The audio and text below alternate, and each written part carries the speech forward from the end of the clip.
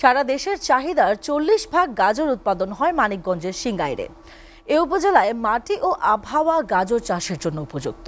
চলতি মৌসুমে গত বছরের তুলনায় বেশি জমিতে গাজর চাষ হয়েছে। বর্তমানে পাইকারি বাজারে 15 টাকা কেজি ধরে বিক্রি হচ্ছে। এতে এ বছর 65 কোটি টাকার গাজর বিক্রির আশা এই অঞ্চলের কৃষকদের। মানিকগঞ্জ প্রতিনিধি হাসান ফয়েজির প্রতিবেদন।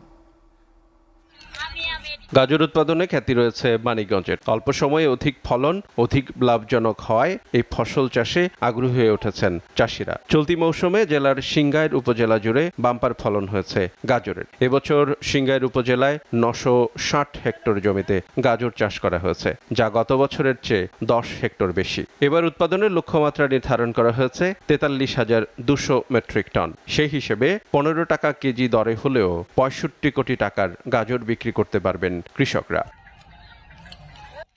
বিঘা প্রতি খরচ বাদ দিয়ে 50 থেকে 60 হাজার টাকা আয় হয়। তবে গাজরের বীজের দাম প্রতি বছর বাড়ছে। গত বছর 32,000 টাকা কেজিতে কিনতে হয়েছে। এতে কৃষক ছাড়াও ক্ষেত থেকে গাজর কিনে ঢাকায় বিক্রি করে লাভবান হচ্ছেন মৌসুমী চাষিরা। সারাদিন কাজ করলে বা সন্ধ্যা করলে 1200-1300 টাকা পড়ে। আমার সব মিলে টিলে 120 পাখি গাজর হলে আমার সিজন আর কি চলে যায়।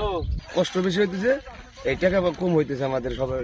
মাঠ থেকে গাজর উঠিয়ে বস্তাবন্দি করে অনেক শ্রমিক সংসার চালাচ্ছেন। তবে তাদের দাবি পরিশ্রম বেশি, মজুরি কম। মাঠ থেকে গাজর উঠানোর বিনিময়ে অনেক কৃষক গরু ছাগলের গোখাদ্য হিসেবে গাজরের উপরিভাগ নিয়ে লাভবান হচ্ছেন। গাজর গাছ খেলে দুধ বেশি হয় দাবি কৃষকদের। আর এই মাথাটা যে আছে আমরা গাছ এগুলি আমরা নিয়ে যাব। এখন গরুর ঘাস খাওয়াবো, কুড়ে বছর অনেক দাম, খাওয়াইলে 200-250 দুধ বেশি হয়। কৃষি বিভাগের কর্মকর্তা বলেন, সারা দেশের চাহিদা 40% গাজর চাষ হয় সিংগাইরে। এবছর খরচ বাদ দিয়ে প্রতি বিঘায় গাজর বিক্রি করে 35 থেকে 40 হাজার টাকা লাভবান হবে। এবছর মানিকগঞ্জ জেলার সিংগাইরে প্রায় 960 হেক্টর জায়গাতে গাজরের আবাদ হয়েছে, যা গত বছরের তুলনায় 10 থেকে 15 হেক্টর বেশি। প্রতি বিঘা যে গাজর উৎপাদন হয়েছে, এখান থেকে কৃষকেরা প্রায় 35 থেকে 40 হাজার টাকা লাভবান হচ্ছে। তবে জেলায় গাজর চাষিরা দাবি করেছেন, গাজর বীজের দাম নিয়ন্ত্রণ এবং মৌসুমের শেষ সময়ে গাজরের সংরক্ষণ করা গেলে পরে বিক্রি করে আরও বেশি লাভবান হবেন তারা। SATV news desk.